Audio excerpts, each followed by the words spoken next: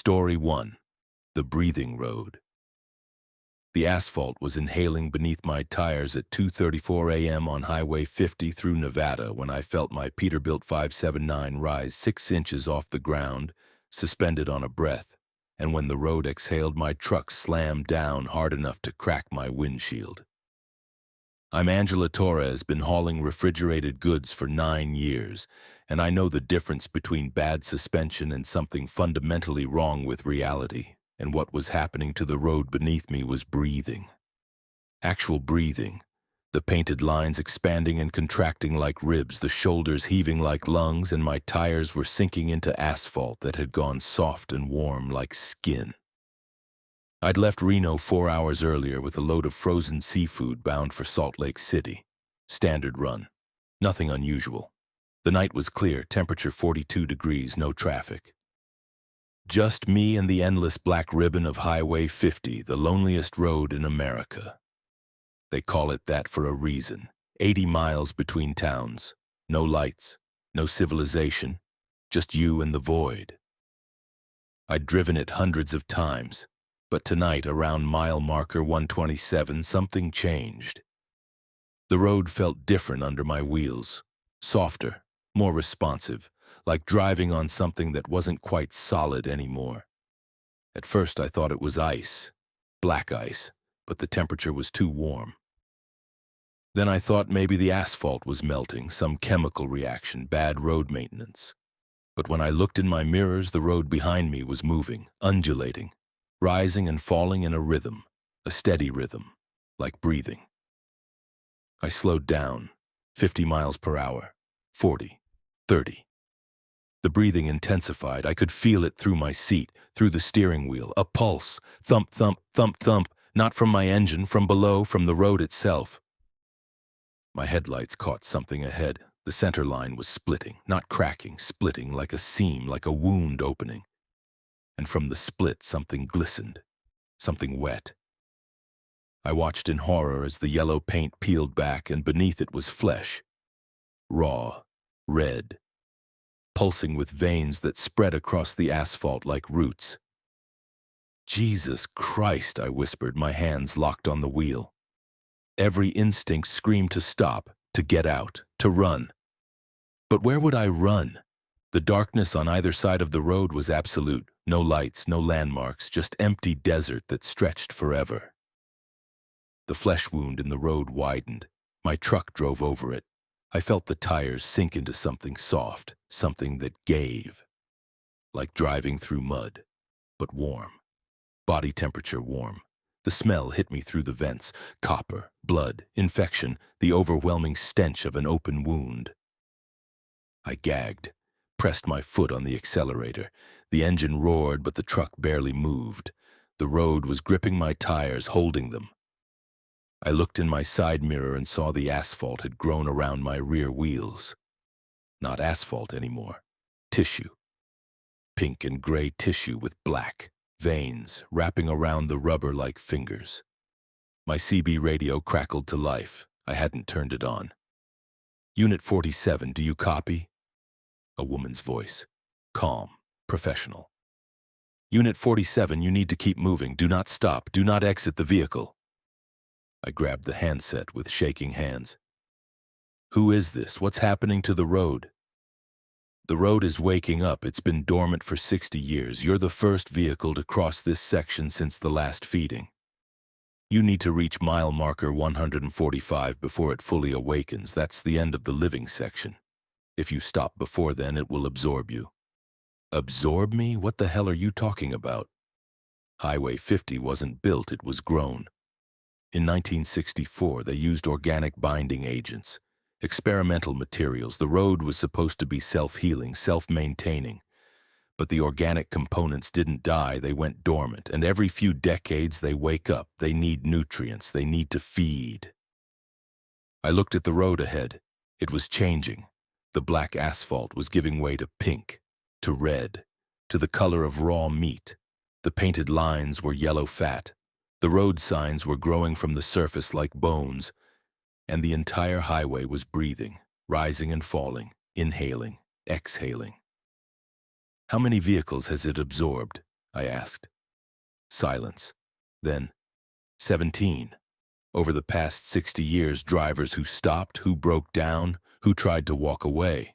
The road took them, pulled them down, digested them. Their remains are part of the substrate now, part of the living highway. My speedometer read 20 miles per hour. The road was fighting me. Every rotation of my tires took effort. The engine screamed, the transmission groaned. I was driving through tissue now, through an organism, through something that was trying to keep me. The flesh around my tires contracted. Peristalsis. The road was swallowing my truck, pulling it deeper. I felt the frame sink. The undercarriage scraped against something soft, something that gave way and then gripped, like teeth, like a throat. "I can't move," I screamed into the CB. "It's pulling me down." Increase speed. You need momentum. The digestive action is strongest when you're stationary. Movement confuses it, irritates it. It will release you to stop the irritation. I slammed the accelerator to the floor. The reefer unit's diesel engine roared.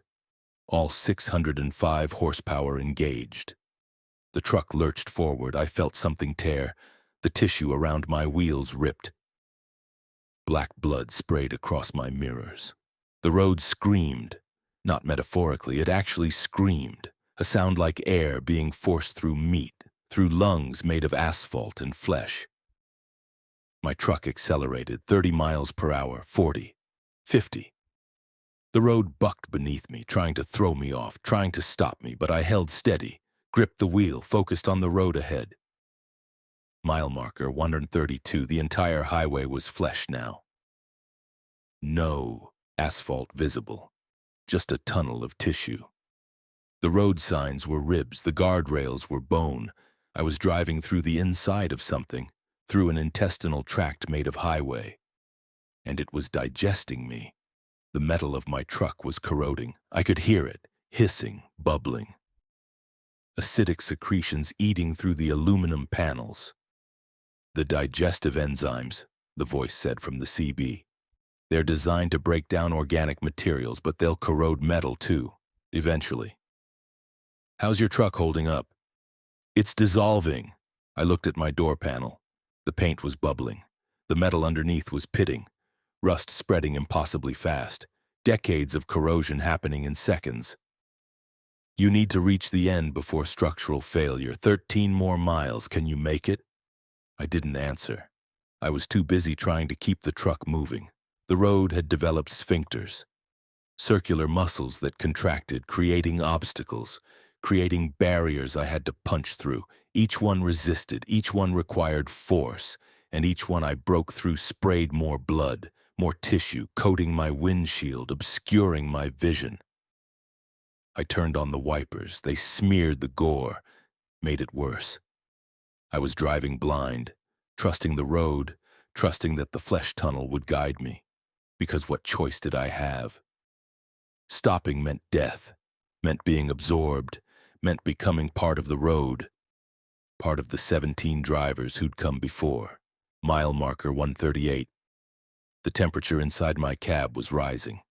100 degrees. 110. The road was generating heat, metabolic heat, the heat of digestion. I was cooking. My truck was cooking.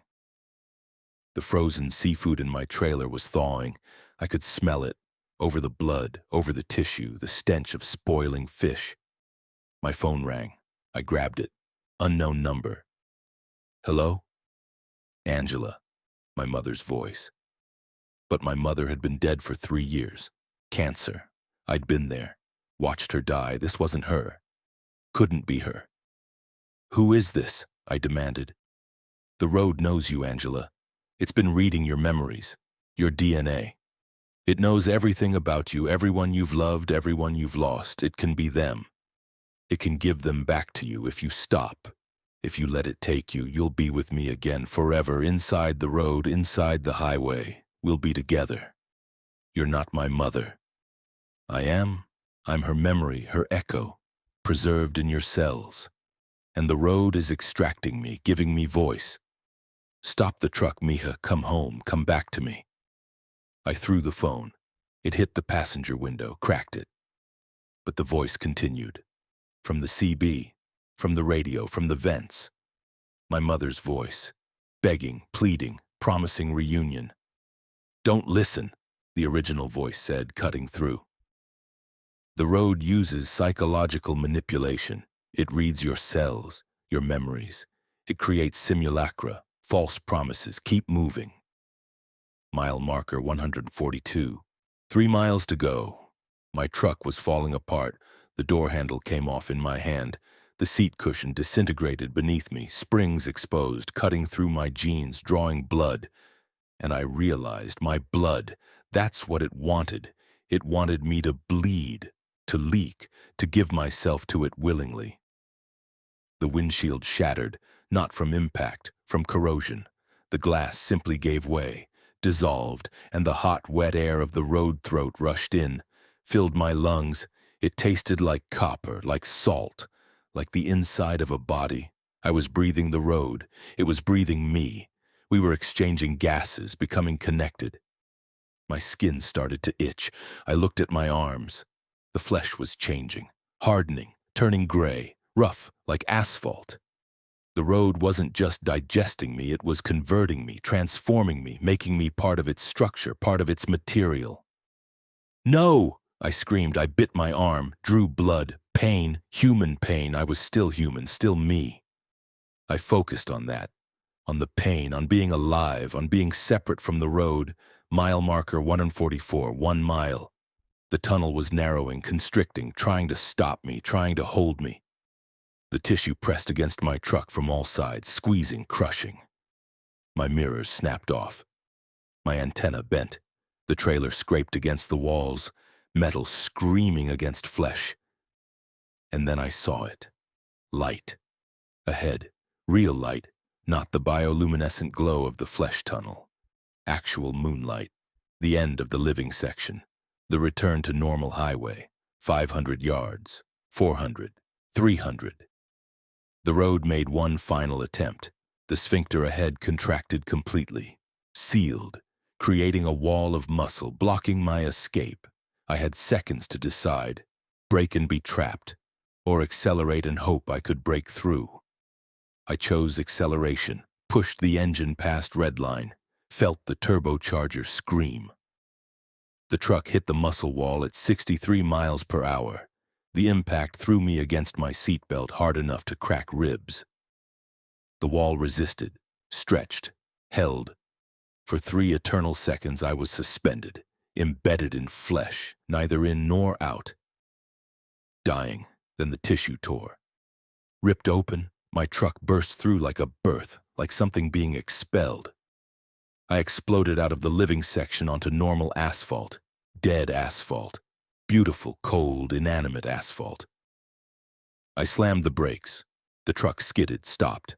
I sat there, engine idling, heart hammering, ribs aching, covered in blood and tissue and digestive fluid, but alive, outside, free. I looked in what remained of my rearview mirror. The living section was visible behind me, a stretch of highway that moved, that breathed, that was aware. And as I watched, the flesh retreated, covered itself, became asphalt again.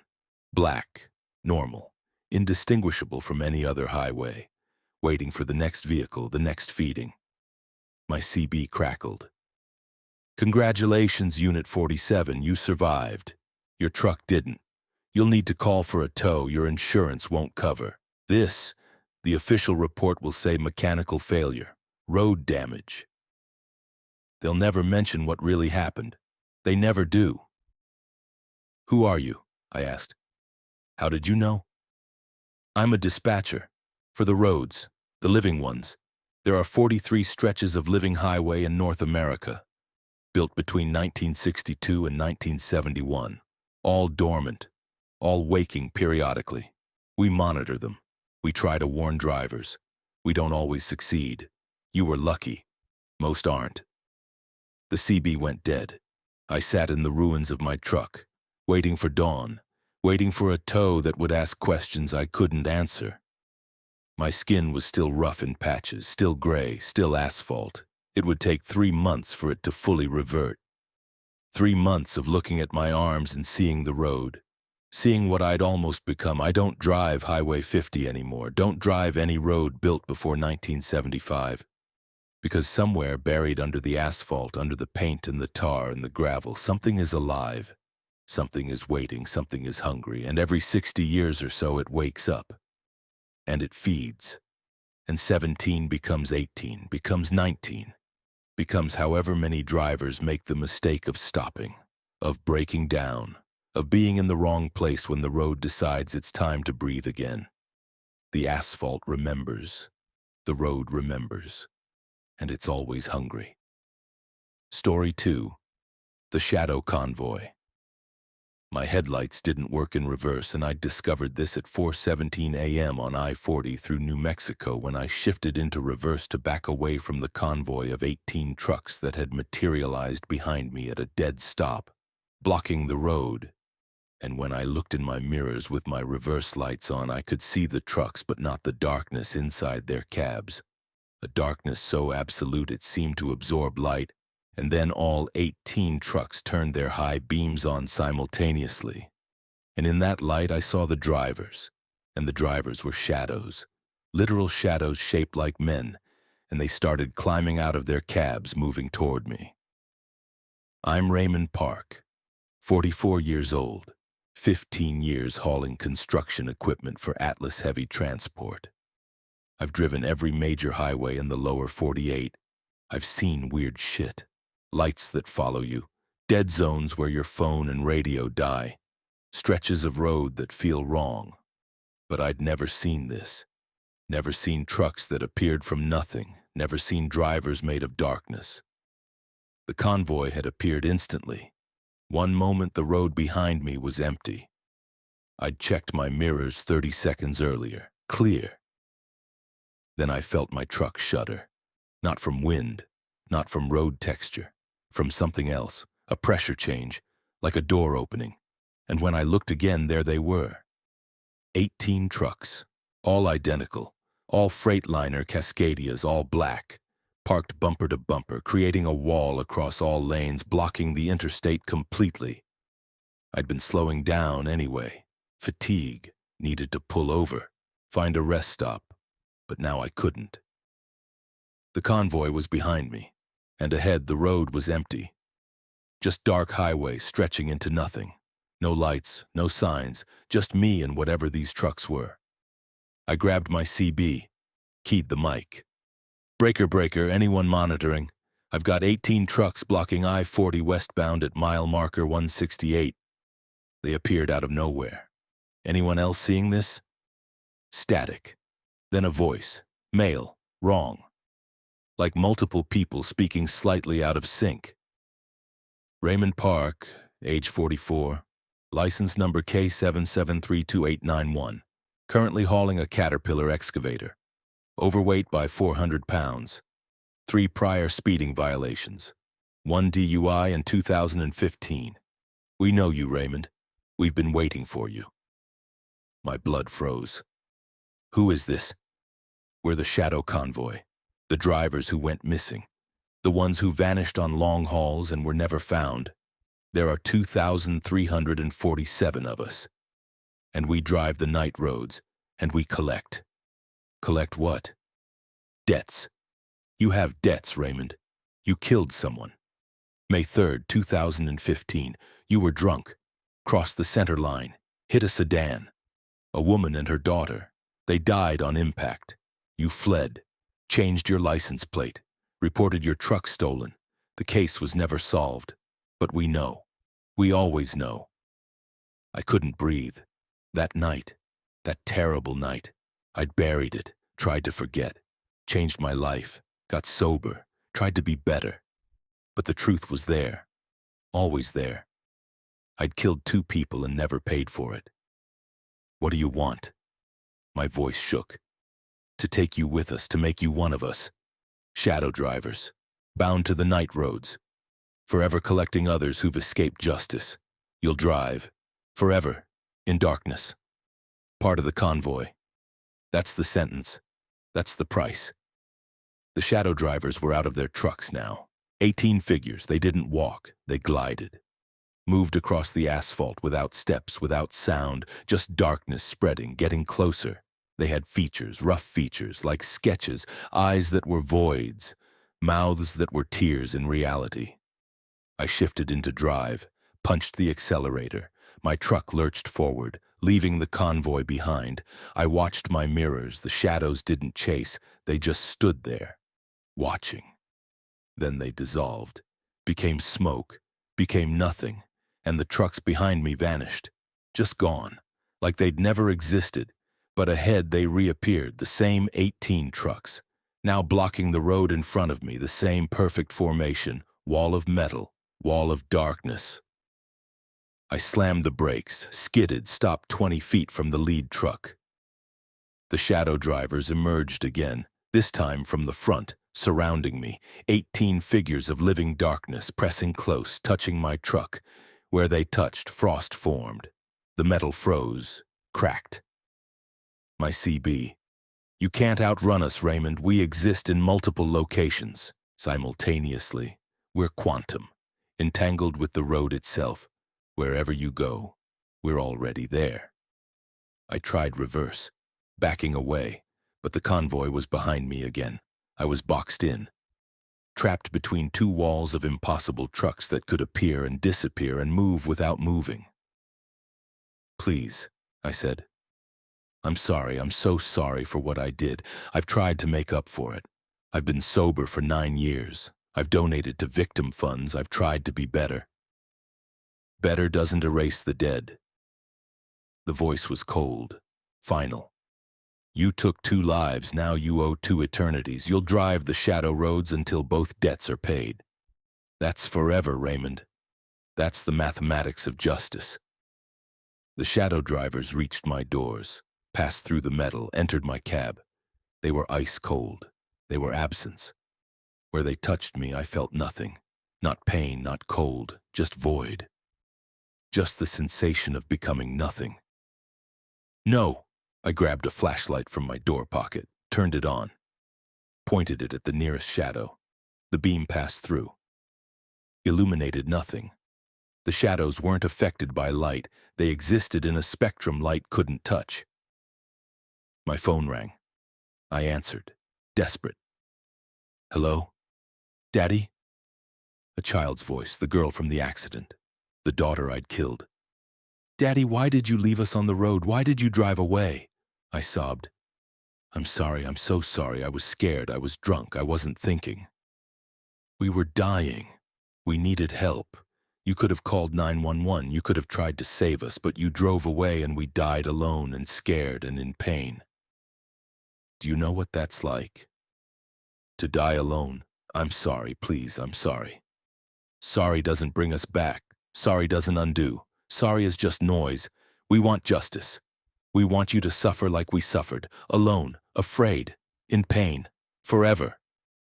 The shadow drivers were inside me now. I could feel them in my chest, in my lungs, replacing my organs with void, with absence.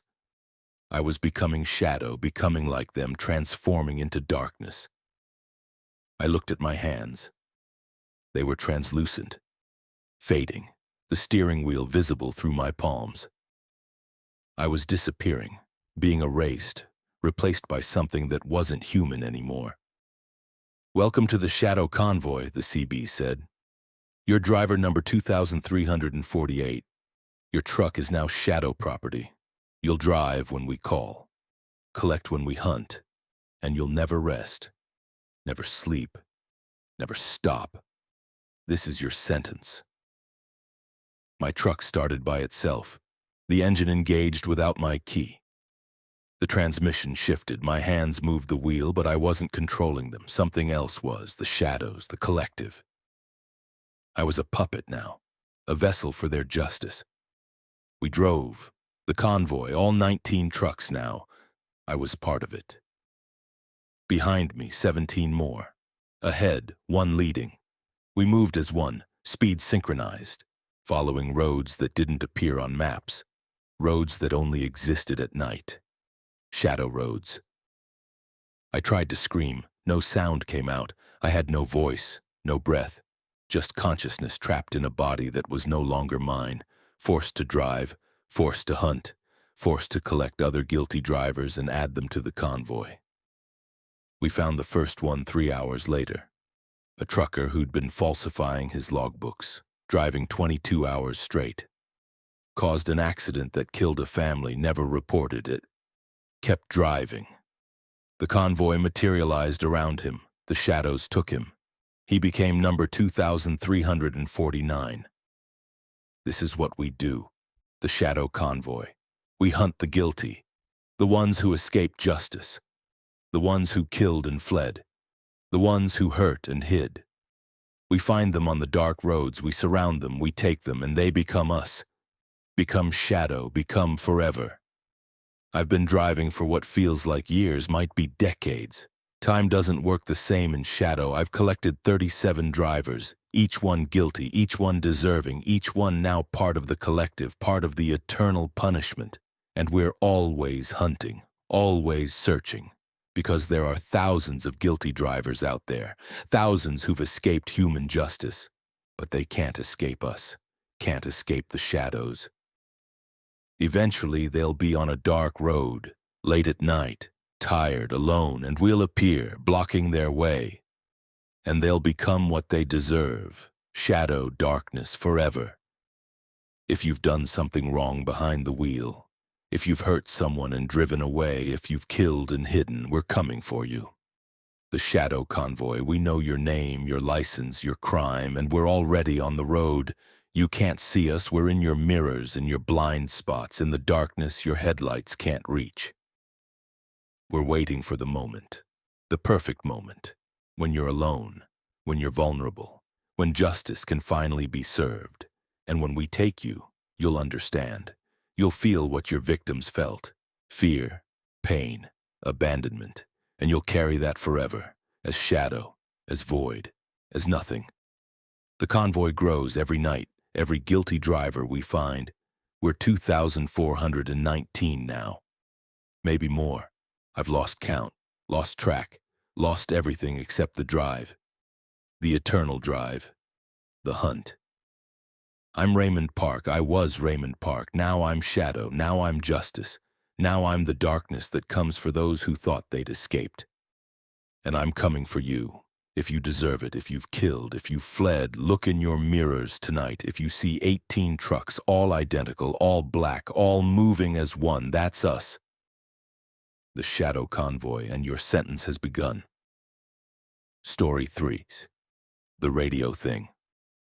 The thing pretending to be my wife's voice on the CB was making promises it couldn't keep, and I knew this because my wife Linda died 3 months ago in a house fire while I was hauling paper goods through Montana. But the voice sounded exactly like her, down to the slight lisp on words with S. And it was telling me to take exit 39 off I-70 through Kansas. Telling me there was something waiting there, something important, something I needed. And I'm Daniel Foster, 36 years old, and I made the mistake of taking that exit at 1:52 a.m. on November 4th, 2024. And what I found at the bottom of the ramp was a parking lot with 17 trucks all facing outward in a perfect circle. And in the center was a radio tower that shouldn't exist, and the voice that was using my wife's memory was coming from inside it. I'd been crying when the voice first started. Just finished a call with my daughter. She's 8. Doesn't understand why Daddy wasn't home when Mommy died. Doesn't understand why Daddy is never home. I'm trying to keep the house. Keep her in school. Keep food on the table. So I drive. And I drive. And I'd been hauling for 19 hours straight, and I was tired and broken, and when I heard Linda's voice on the CB, I thought I was hallucinating. Danny, can you hear me, Danny? Perfect. That's what she'd called me. Danny, no one else, just her. I grabbed the mic, hands shaking. Linda? Yes, baby, it's me. I need you to listen. I need you to take exit 39. There's something there, something that can help, something that can bring me back. You're dead. You can't be real. This isn't real. I'm as real as you need me to be. The fire didn't kill me, not completely. Part of me survived. Electromagnetic patterns, brainwaves. They're stored in the radio spectrum. I'm living in the airwaves now. And there's a way to bring me back, physical, solid, but you have to come to exit 39. You have to trust me. Every rational part of my brain screamed this was wrong, impossible, a trick.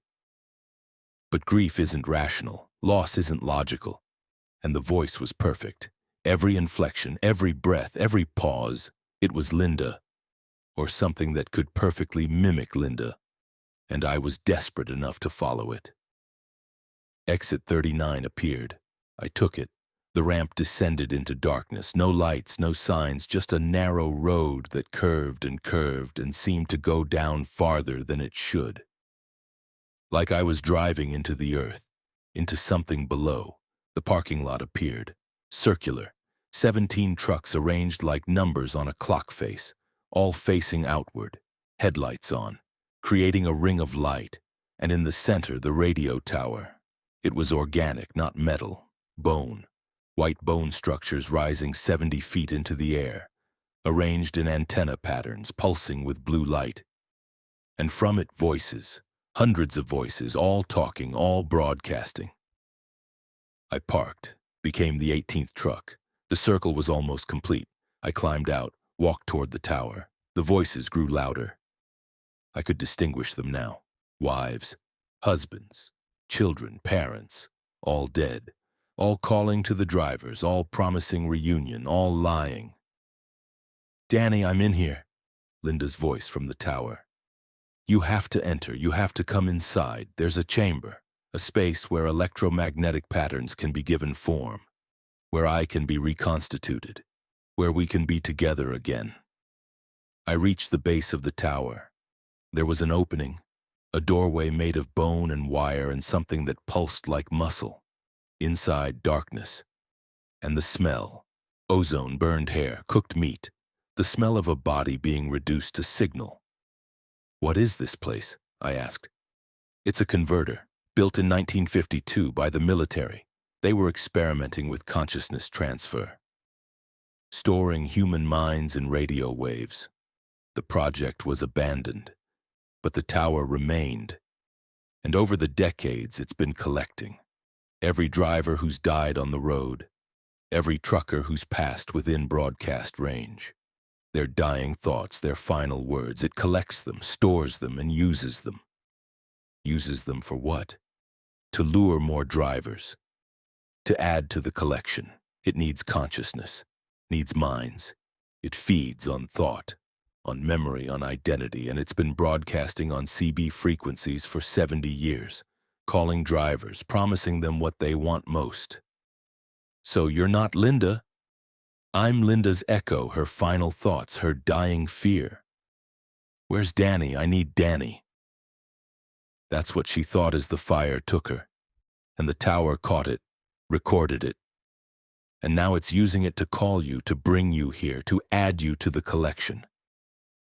I backed away from the entrance, looked at the 17 other trucks. The drivers were still inside, sitting in their cabs, not moving. I walked to the nearest one, looked in the window. The driver was desiccated, mummified, but his eyes were open, moving, tracking me, and his mouth moved, speaking without sound, broadcasting. They were all dead, all broadcasting, all trapped, their consciousness extracted, stored in the tower. Their bodies preserved as transmitters. They'd been here for decades, some for years, sending out calls, luring others, growing the collection. "You can leave," Linda's voice said. No longer sweet, no longer gentle, just cold, mechanical. "But I'll follow you. On every radio, every CB, every frequency, you'll hear me. Calling, begging, using everything you loved about Linda to torment you. Or you can enter, join us, become transmission, become signal. And the pain stops, the guilt stops, everything stops except the broadcast." I ran back to my truck, climbed in, started the engine. But the circle was complete now. 18 trucks, the ritual number, the pattern, and the tower activated, fully, completely. The bone structures lit up, bright, blinding, and every radio in every truck, living or dead, began broadcasting simultaneously. A choir of the dead. Thousands of voices, overlapping, harmonizing, screaming, every driver who died, every trucker the tower had collected, all speaking at once, all saying the same thing: join us, become us, transmit forever. My CB, my AM radio, my phone, all exploded with sound. I felt it, in my teeth, in my skull. The vibrations, the frequencies, they were inside me, rewriting my thoughts, overwriting my consciousness, turning me into signal. I couldn't think, couldn't focus, just noise, just overwhelming noise. I was becoming radio, becoming transmission. My thoughts were being extracted, converted, stored. I did the only thing I could. I grabbed my tire iron, smashed my CB, smashed my radio, smashed my phone. The speakers cracked, the circuits broke. The transmission stopped. Silence. Blessed silence. But the tower wasn't done. It couldn't reach me through electronics anymore. So it tried biology. My ears began to bleed. The tower was broadcasting directly into my auditory nerve, using my body as the receiver, turning my nervous system into an antenna. I screamed. The pain was absolute, like ice picks in my brain, like my skull was splitting. Frequencies I couldn't normally hear were being forced into my perception. I was hearing the entire electromagnetic spectrum, every radio wave, every broadcast, every signal in a 100-mile radius. I was dying. My brain was overloading, hemorrhaging. I had seconds, maybe less. I put the truck in gear, drove, smashed through the circle, broke the pattern. 18 trucks became 17. Incomplete, insufficient. The tower's hold weakened, not gone, but weakened. I could think, barely. I drove up the exit ramp, back to I-70. My ears still bled, my head still throbbed, but I was escaping. Getting away. I drove for 3 hours before I stopped, found a hospital in Salina. They said I'd had a stroke, hemorrhagic, severe. I'd lost hearing in my left ear, permanent damage to my auditory cortex. They couldn't explain the burns in my ear canals, or the radio frequency burns on my scalp, burns that formed antenna patterns. I don't drive I-70 anymore, don't drive through Kansas because I can still hear it. Faintly, the tower broadcasting, calling, using Linda's voice, using my daughter's voice, using every person I've loved, promising things, offering things, lying. Other drivers have reported it, voices on the CB, dead family members, promising reunion, promising peace, and some take exit 39 and some complete the circle. And the tower grows stronger, the collection larger, the broadcast more powerful. If you hear a dead loved one on the radio, on the CB, on any frequency, it's not them. It's the tower, it's the collection, it's the thing that's been gathering consciousness since 1952. And if it's calling you, it knows your frequency, knows your pain, knows exactly what to say to make you take that exit. Don't listen. Smash your radios. Drive in silence, because once you hear it, once you respond, it has you. It knows your signal, and it will never stop broadcasting, never stop calling, never stop trying to add you to the collection. I'm Daniel Foster, and I hear the dead every night, every quiet moment. They're in my head now. The tower made sure of that, burned its frequencies into my brain, and they call, and they promise, and they lie. And sometimes when I'm weak, when I'm tired, when I miss Linda too much, I think about going back, completing the circle, becoming transmission, becoming signal, but then I think about my daughter. And I keep driving, and I keep ignoring the voices, and I keep living. Even though part of me is already broadcasting, already trapped, already dead. The tower doesn't need all of you. Just a piece. Just enough to keep calling, keep luring, keep collecting. And I gave it that piece, and now I can never be free. None of us can. Once you've heard the dead, once you've responded, once you've listened, you're marked, your frequency, your signal, and the tower is always broadcasting, always listening, always waiting for you to answer. Story 4. The weigh station that measures souls. The scale read negative 47 pounds at the Colorado weigh station on I-25, and the inspector with the blank face said my truck weighed less than it should, said something was missing, said I needed to pull forward to the inspection bay where they'd figure out what I'd lost. And I'm Rebecca Hart, 51 years old, hauling medical equipment for 16 years, and I knew my truck's weight down to the ounce, so I knew the scale was wrong, but the inspector insisted. And when I pulled into the bay, 3 more inspectors surrounded my truck with devices that looked like metal detectors but made sounds like Geiger counters, and they said I was missing 47 pounds of soul. I'd entered the weigh station because it was mandatory. Lights were on. Signs said open, all trucks must stop, standard dot checkpoint. I'd been through hundreds. This one looked normal. Concrete pad, scale embedded in the road. Small building with office and inspection bays. 2 inspectors visible through the windows, everything routine. I pulled onto the scale, waited. The light stayed red. Usually it goes green within seconds, but red. Just red. Then the speaker crackled. Unit 47, your weight is below threshold. Proceed to Bay 3 for mandatory inspection. Below threshold? Impossible. I was hauling a full load. MRI machine components. Heavy. The manifest said 43,800 pounds total vehicle weight. I should be over, not under. I pulled forward into Bay 3. The door closed behind me. Sealed. 3 inspectors approached. They wore DOT uniforms, had badges. But their faces were wrong. Too smooth. No pores, no imperfections, like masks. Like something wearing human skin. Step out of the vehicle, ma'am. The lead inspector's voice was flat, no inflection, no accent, just words. I climbed down. What's the problem? My load is properly documented. Everything's legal. The scale measures more than weight. He held up a device, handheld, digital display, antenna array. It measures density, composition, and something else. Something most drivers aren't aware of. It measures soul mass. Soul mass? That's not a thing. It is. Human consciousness has mass, 0.000021 grams per cubic centimeter of neural tissue. The average human soul weighs 21 grams. Your current soul mass is negative. You're missing 47 pounds of spiritual density. That's equivalent to 1,011 standard souls. You've lost something significant. I laughed, nervous. This was insane. I haven't lost anything. I'm fine. My truck is fine. Your scale is broken. The scale is never wrong. He moved the device around me. It clicked, faster near my head, my chest. You've been driving for 16 years, long haul, constantly moving. Tell me, do you remember why you started, what you were before trucking? I opened my mouth to answer.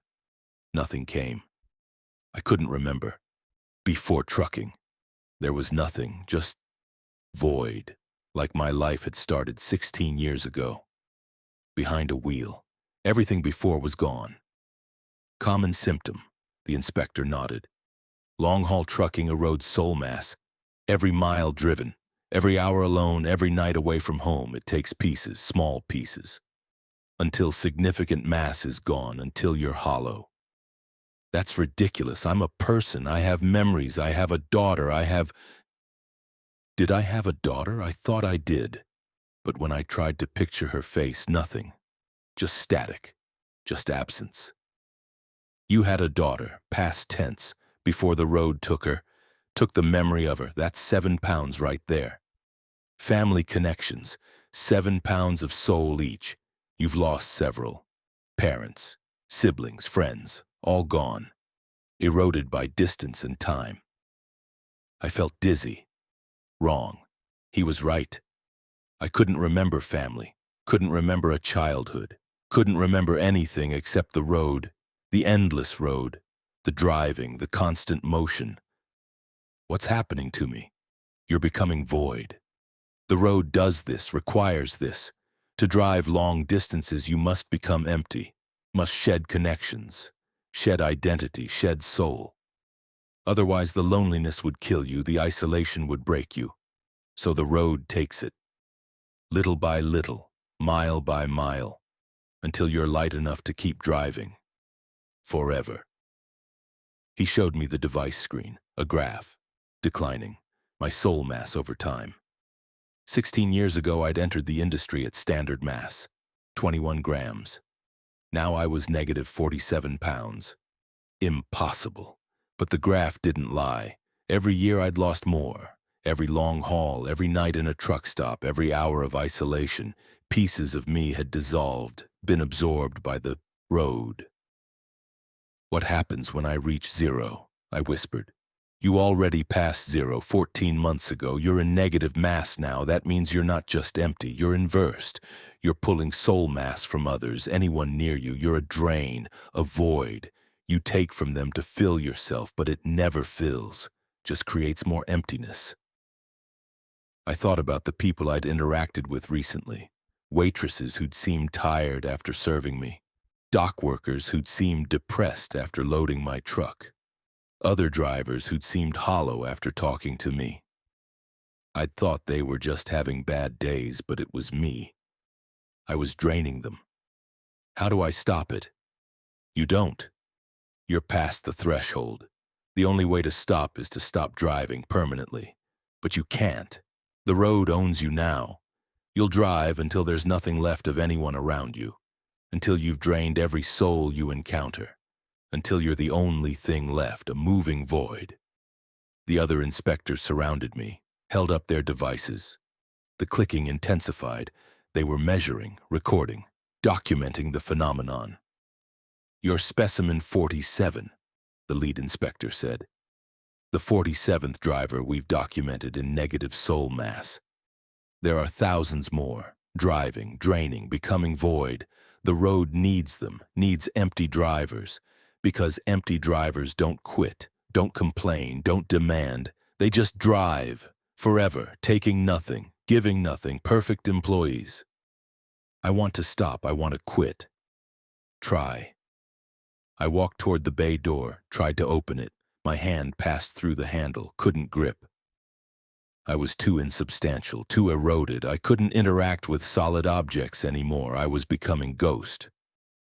You'll be able to drive, the inspector explained. The truck responds to you, the road responds to you. Because you're part of them now, part of the system. But human things, human interactions, those are gone. You can't touch, can't hold, can't connect. You're void. And void can only interact with void. I tried to cry. No tears came. I had no tears, no sadness, no emotion, just emptiness. Just the understanding that I was gone, had been gone for years, and what was standing here, what looked like Rebecca Hart, was just an echo. A memory of a person animated by habit and road. What do I do? What you've always done, drive, deliver, move, that's all you are now. Movement, purpose without person, function without soul. The bay door opened. My truck started by itself. Engine engaged. I walked back to it, climbed in. The cab felt more real than my body, more solid, more me, because it was me. I was the truck now, not a person driving a truck that looked like a person.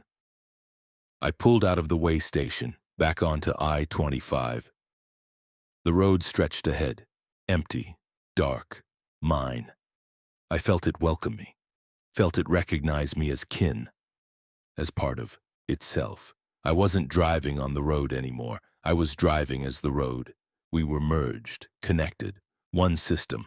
The device reading stayed with me, negative 47 pounds of soul. And dropping. I'd drain more, take more, until everyone I encountered was empty. Until the world was full of hollow drivers like me, moving, functioning, existing without being. I still drive. I-25, I-70, I-80, doesn't matter. All roads are the same now. All lead nowhere, all connect to nothing. I deliver loads I don't remember picking up. I fuel at stations I don't remember stopping at. I sleep in a cab that doesn't feel separate from me, and I drain. Every shipper, every receiver, every person who gets too close. I pull soul mass from them. Watch them become lighter, hollower, and I don't feel guilty. Can't feel guilty. Guilt requires soul, requires substance. I have neither. If you're a driver, check your connections, your memories, your emotions if they're fading. If the road feels more real than your family, if driving is easier than being human, you're eroding, losing mass, becoming void, and eventually you'll pass a way station, and the scale will read negative, and inspectors with smooth faces will tell you what you've become, and you'll realize it's too late. You're already gone, already ghost, already road. I'm Rebecca Hart. I was Rebecca Hart. Now I'm Unit 47, negative soul mass, moving void, and I'm draining you. If you've read this, if you've thought about it, if you've connected with these words, I've taken something small, imperceptible, but real. Because that's what void does. It takes, it drains, it spreads, and the road is full of us. Negative mass drivers moving through the world, pulling soul from everyone, creating more emptiness, more void, more drivers who can't stop. The way station is still there, on I-25, measuring, recording, documenting the erosion. But they don't stop us, don't quarantine us, they just measure, document. Watch as more drivers go negative, watch as the void spreads, because the road needs us, the empty ones, the hollow ones, the ones who'll drive forever without questioning, without complaining, without being. And we need the road. Because without it, we'd be nothing. With it, we're function, purpose, movement without meaning, existence without essence. I'm driving north, or south, or east, doesn't matter. All directions are the same when you're void. All destinations are nowhere. All journeys are eternal. And I'm draining, always draining.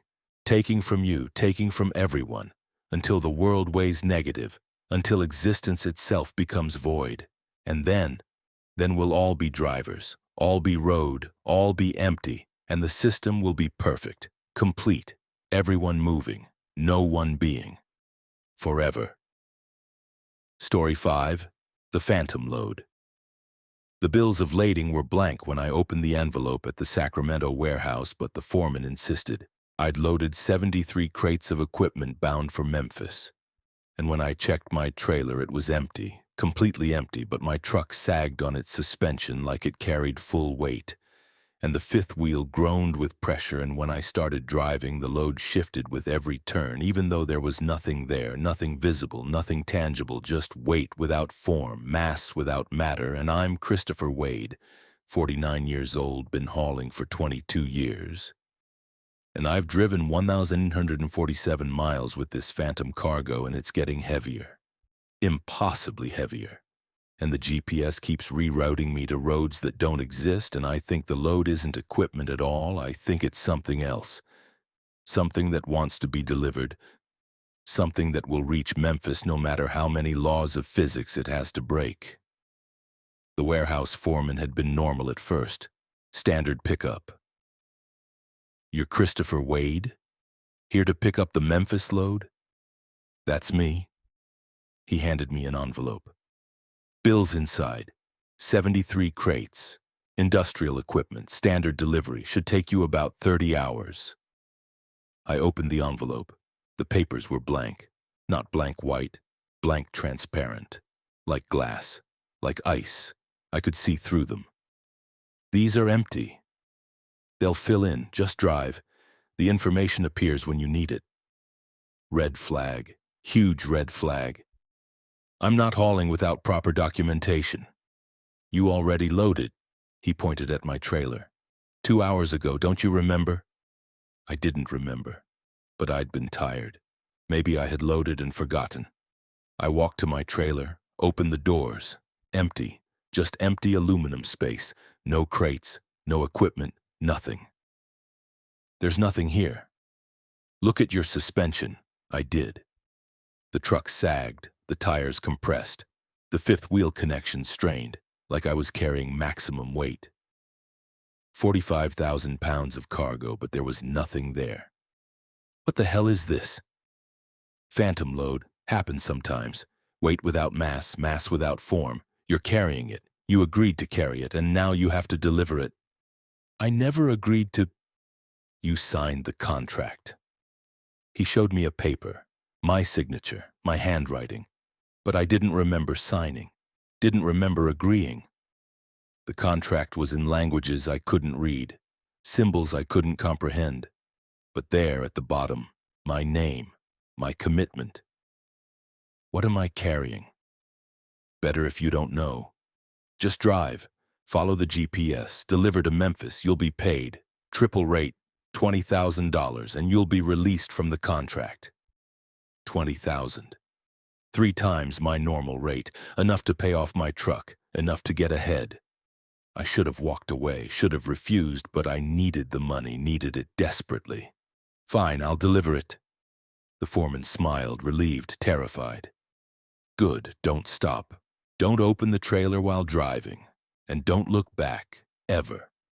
What you're carrying doesn't like to be observed. I pulled out of Sacramento at 3 p.m. on October 15th. The GPS activated, showed a route, but not I-80, not any interstate. Back roads, county highways. Routes through Nevada and Utah and Colorado and Kansas. Routes I'd never driven. Routes that barely existed on maps. The weight was strange. I felt it. Through the steering, through the gas pedal, through every response of the truck. I was carrying something massive. But when I glanced in my mirrors, the trailer looked empty. Just hollow aluminum. But the way the truck moved said otherwise. Said I was hauling maximum load, said I was heavy. At the first turn, the cargo shifted. I heard it, felt it, like massive crates sliding. But when I pulled over and checked, nothing. Empty. But the weight distribution had changed. The truck leaned, like the phantom load had moved from left to right, like it responded to physics even though it didn't physically exist. I drove. Hours passed. Nevada. Desert. Empty roads. The GPS rerouted me constantly, avoiding main highways, avoiding cities, taking me through the loneliest routes, through places where no one traveled, through forgotten America. At midnight, I stopped for fuel. Rural Nevada. Single pump station. The attendant stared at my truck. You're carrying them. Carrying what? The unborn, the never were, the might-have-beens. That's what phantom loads are. Alternate realities, parallel timelines, compressed and transported. You're hauling other versions of the world, and they want to be real. They want to replace this timeline. That's why you're taking them to Memphis. Memphis is a junction point, a place where timelines intersect. If your load reaches Memphis, it will unpack, become real. Replace this reality with itself. That's insane. Check your trailer. Really look. I walked back, opened the doors, still empty. But now I saw something.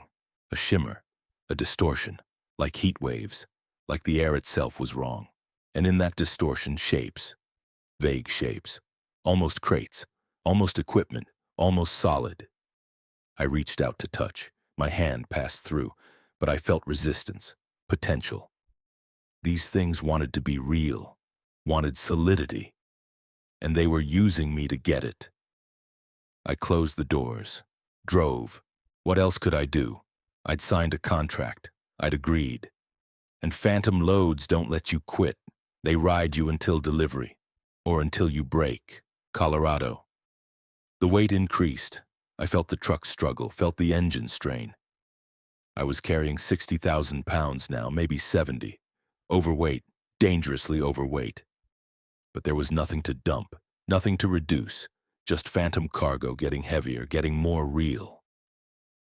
The GPS rerouted again, onto a road that wasn't on any map. Dirt, gravel, through mountains, through forests, through spaces that felt wrong, spaces where the geometry didn't work, where distances were flexible, where I'd drive for hours but the odometer barely moved. I called dispatch. I need help. This load is wrong, it's getting heavier, it's changing. You're in a junction space, space between realities. The load is bleeding through, becoming more real. You need to reach Memphis before full manifestation. If it becomes completely real while you're in junction space, you'll be trapped. You'll become phantom. And the load will become real. It will take your place, your reality, your timeline. How do I stop it? You don't. You deliver. That's the contract. That's the rule. Deliver or be replaced. Kansas, day 3. The trailer wasn't empty anymore. I could see crates now. Faint, transparent, but visible. 73 crates, each one 6 feet long, each one marked with symbols, each one containing something that wanted to be born, to be real, to be this timeline instead of alternate. I tried to stop, tried to park, tried to abandon the load. My body wouldn't let me. The contract was binding, not just legally. Physically, my muscles moved, my hands steered, my feet operated pedals, but I wasn't controlling them. The contract was, the load was, I was a vehicle for the phantom cargo, a vessel for its desires. Missouri, day 4. The crates were solid now. I could touch them, feel them. They were real, or becoming real, and I was becoming phantom. I looked at my hands on the steering wheel. They were translucent, fading. I was being replaced, traded. The load was taking my reality, my solidity, my existence, and giving me its phantom nature. I tried to scream. No sound came. I was too insubstantial, too ghost. The load had stolen my voice, my substance, my right to exist, and it was using that stolen reality to become. Memphis appeared, finally. The GPS led me downtown, to a warehouse that looked normal, standard delivery dock, but the air around it shimmered, distorted. This was the junction point, the place where timelines could be swapped, where phantom became real and real became phantom. The dock door opened, workers emerged. But they were me. All of them. Different versions, different choices, different lives. All the Christopher Wades from alternate timelines, the might-have-beens, the parallel versions. They'd been waiting for someone to deliver them, waiting for someone to trade realities with. I backed into the dock. The trailer doors opened. The 73 crates were fully solid now. Real. Complete. The workers unloaded them. Each crate contained a life, a different version of reality, a different way things could have gone. And as they unloaded, I faded, became less, became phantom. My truck became transparent. My body became shadow. I was being exported, replaced. The load had reached its destination. And now it would unpack, would become this reality. While I became the phantom, the might-have-been, the never-was. The last crate was removed, the transaction completed. I was fully ghost now, fully phantom. I existed but didn't, could see but couldn't be seen, could move but couldn't interact. I'd become what I'd carried, and what I'd carried had become me. The workers walked away, living my life, my timeline.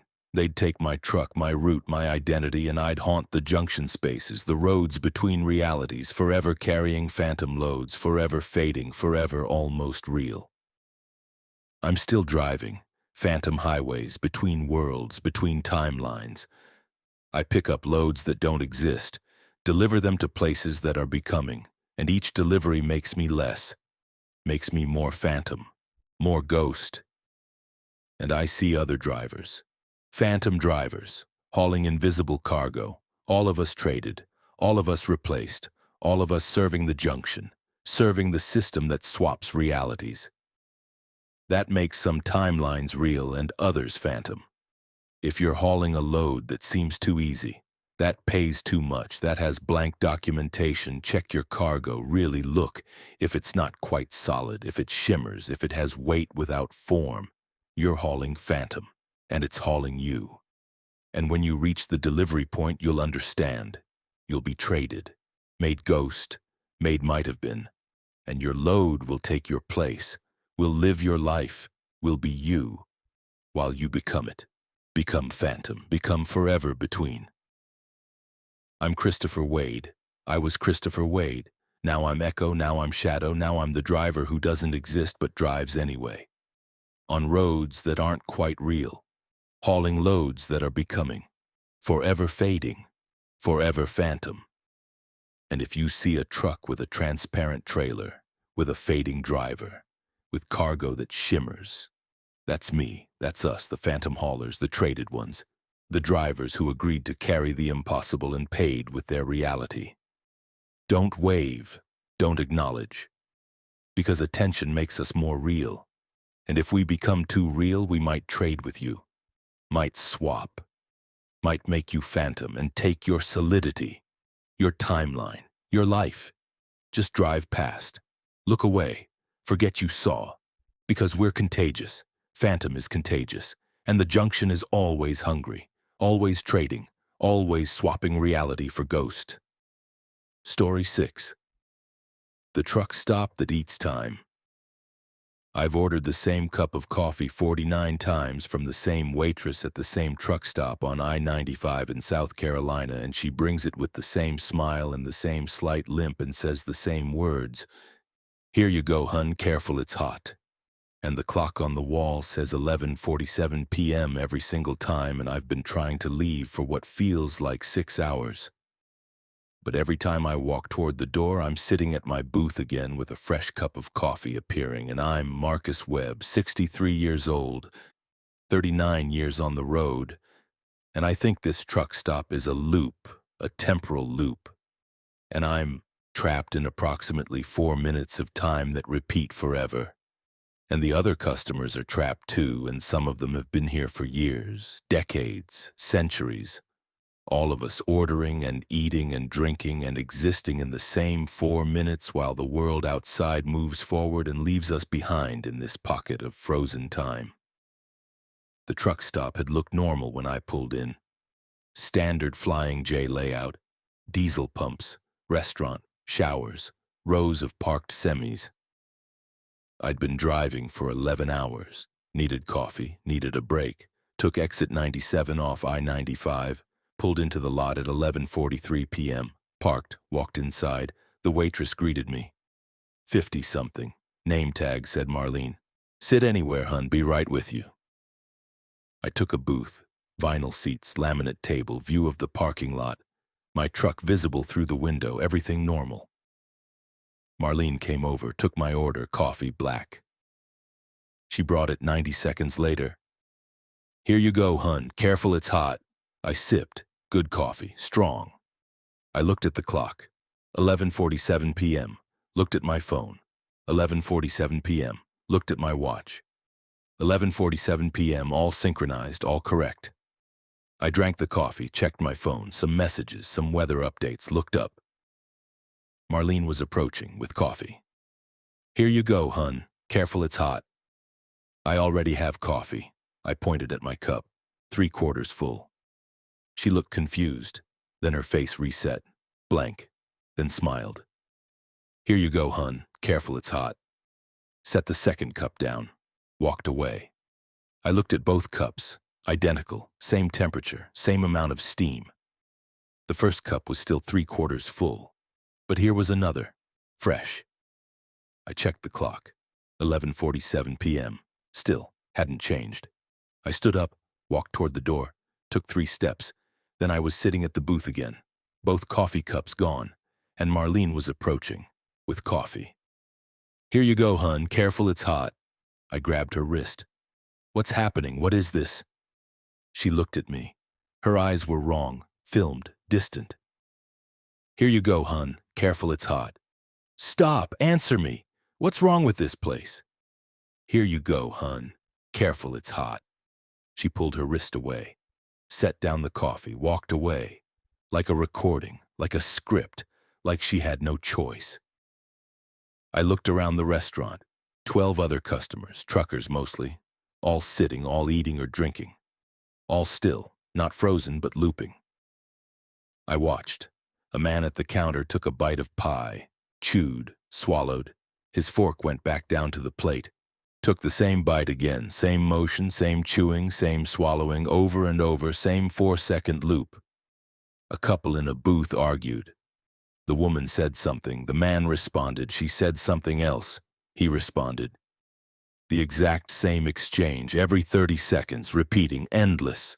They were all trapped, all looping, all stuck in whatever action they'd been doing at 11:47 p.m. whenever they'd entered this place. And now they repeated it, forever, until something broke the cycle. I tried to leave again, stood, walked toward the door. 5 steps this time before I was back at the booth, coffee appearing. Marlene's voice, "Here you go, hun. Careful, it's hot." The loop was learning, adapting. It had let me get 3 steps the first time, 5 steps the second. It was measuring my resistance, calculating my escape attempts, and adjusting, making the loop tighter, harder to break. I tried the windows, couldn't reach them. Every attempt to move more than 6 feet from my booth resulted in reset. Back to sitting, back to coffee, back to Marlene's greeting. I was tethered, bound to this spot, this moment, this 4 minutes of time. I tried talking to other customers, the man with the pie. I shouted at him, "Hey, you're in a loop, you're repeating, can you hear me?" He looked up, made eye contact, said, "Here you go, hun, careful, it's hot." Marlene's words in his voice, wrong, corrupted. Then he went back to eating his loop pie. They were all speaking her words now, the couple arguing. They both said it.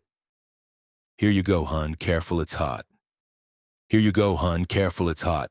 Back and forth, automated, the loop was deteriorating them, making them less distinct, less individual. Soon they'd all be Marlene, all be the same loop, all be one repeating pattern. I checked my phone, tried to call for help, no signal. The display showed 11:47 p.m. The time didn't change, the battery didn't drain, the phone was frozen like everything else, trapped in the moment.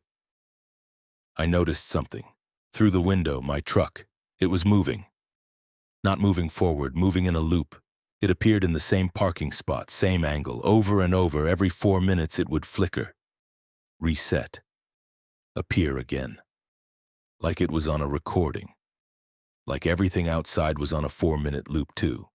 But other vehicles drove past on I-95. I could see them. They moved normally forward, progressing, not looping.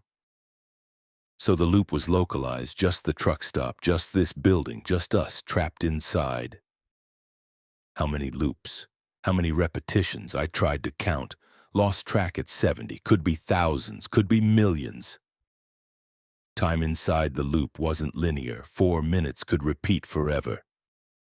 Could have been repeating forever. I could have been here for years and not known. Because memory inside a loop doesn't accumulate. Each reset erases progress, resets knowledge, but I remembered. Why did I remember? I looked at my hands. They were scarred, old scars, from decades of trucking, but also new scars, scars I didn't remember getting, scars that suggested I'd tried to escape before, many times, and failed, and reset. But the scars remained, physical proof of previous loops, previous attempts. I counted the scars. 49. 49 attempts to escape. This was my 50th. I'd been here before many times, always forgetting, always resetting. But my body remembered. My body kept score. I tried something different. Instead of escaping, I stayed, observed, watched the pattern, looking for breaks, looking for glitches, looking for a way out. Loop 51, Marlene's limp. It changed slightly. Left leg one loop, right leg the next. Inconsistent, a flaw in the pattern. Loop 67, the clock skipped. 11:47 to 11:48 for a fraction of a second, then back to 11:47. But I'd seen it. Time was trying to progress, trying to break free. The loop wasn't perfect. Loop 83. A customer I hadn't seen before appeared, sat at the counter, ordered coffee, then disappeared. Then reappeared at a different seat. The loop was glitching, adding and removing elements, corrupting. I realized the loop was degrading. It couldn't sustain itself perfectly forever. It was failing, slowly. Over thousands or millions of repetitions it was breaking down, and eventually it would collapse. And we'd either be freed or erased or something worse. Loop 104. Marlene brought coffee but no cup. Just mimed holding a cup, set down nothing, said her line, walked away.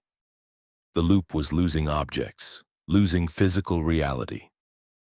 Soon it would be just patterns, just ghosts of actions, just memory of events that no longer happened. I tried to communicate with the loop, spoke to it. Let me go, please, I don't belong here, I have deliveries, I have a life outside, please let me go. The lights flickered, the clock spun. 11:47, 11:48, 11:49, 12 1:15, 6:33, 11:47. Time was spasming, trying to catch up, trying to synchronize with the outside world. Decades of missed time trying to compress, trying to reconcile. Then it stopped. 11:47 p.m. Again. Always. But something changed. A new voice. Not Marlene, not any customer. From the walls, from the building itself. You're not trapped. You're preserved. The loop protects you. Outside, time passes. You age, you die. Inside, you're eternal. 4 minutes, forever, safe, unchanging, perfect. I don't want eternal. I want to live. I want to finish my route. Your route ended. Decades ago. You're 63 outside, but you've been here for 37 years of real time. You're 100 now, outside. Your body aged while your mind looped. If we release you, you'll experience all that aging instantly. You'll die. Immediately. That's why we hold you, to protect you, to keep you young, to give you immortality. I looked at my hands again, the scars, but also the skin. It was young, smooth. 63, not 100. The loop was preserving me, keeping me from aging, but at the cost of experience, of life, of freedom. Let me choose, let me die if I want, but let me leave. Silence. Then, very well. The door opened, real opened. Not a reset, not a loop, actually opened. I stood, walked toward it, 10 steps, 20, 30. I reached the door, pushed it, stepped outside. The air hit me. Real air, cold, moving. I breathed it, tasted it, felt it. I was outside the loop, I was free, then I felt it. Time. 37 years of time. Rushing in. My body aged instantly, 63 to 100 in seconds. My joints seized, my heart faltered, my vision blurred. I was dying, rapidly catching up to real time. I collapsed in the parking lot, looked at the truck stop, through failing eyes. The building was gone. Not there anymore, just an empty lot, cracked asphalt, weeds, abandoned. The truck stop had never existed in real time. It was a pocket, a bubble, a time trap that caught drivers and held them. And when they escaped, time killed them. I'm Marcus Webb. I was Marcus Webb. I'm dying in a parking lot that doesn't exist. In a time that moved on without me. I'm 100 years old with the memories of 63. I escaped the loop, but the loop was mercy. Outside is death, quick, final, real. If you see a truck stop that feels wrong, that has customers who seem too still, that has a clock that doesn't change, don't enter, don't stop. It's a time trap. And once you're inside, you have two choices. Stay in the loop forever, young, eternal, trapped, or leave, and die immediately, catching up to the decades you missed. I chose death, I chose freedom, and I'm dying, and it's worth it. Because these 30 seconds of real time, of real air, of real freedom, are worth 37 years of loop. The clock in my dying vision shows 12:04 a.m. Time moved. Time progressed. I made it past 11:47, and that's victory. That's escape. That's enough. Story 7, the convoy to nowhere. There are 43 trucks ahead of me and 43 trucks behind me, and we're all driving in perfect formation at exactly 65 miles per hour through Wyoming on I-80. And I've been trying to exit for 72 miles, but every time I signal, the convoy tightens and blocks me in. And when I tried to brake, the truck behind me maintained exact distance no matter how slow I went. And when I tried to accelerate, the truck ahead matched my speed perfectly. And I'm Tyler Richmond, 32 years old, 8 years hauling freight, And I've realized this isn't a convoy of independent drivers heading the same direction. This is a single organism, 87 trucks moving as one entity, and I'm trapped in the middle, and we're not driving to a destination. We're driving because driving is the destination. We're the eternal convoy. The trucks that never stop, never deliver, never arrive, just drive forever in perfect formation across America. And I don't know if the other drivers are alive or if they're like me, trapped. Or if there's something else, something that was never human, something that just looks like truckers but exists only to maintain the convoy, to keep the formation, to drive and drive and drive until the roads end or we become the roads ourselves. And I've been trying to signal the cars passing us in the other lanes, trying to get help, but they don't see us. They drive right through our convoy like we're not solid, like we're ghosts, like we exist in a different layer of reality, and I'm starting to think we do. I think this convoy exists between dimensions, between the real world and somewhere else. And we're being taken there mile by mile, and when we finally arrive, we'll be so far from reality that we can never return. And I'll spend eternity in formation, truck 44 of 87, forever driving, forever trapped, forever part of the convoy to nowhere. I'd been alone on I-80, 3 a.m., empty highway, just me and darkness. Then the convoy appeared, not gradually, instantly. One moment, empty road.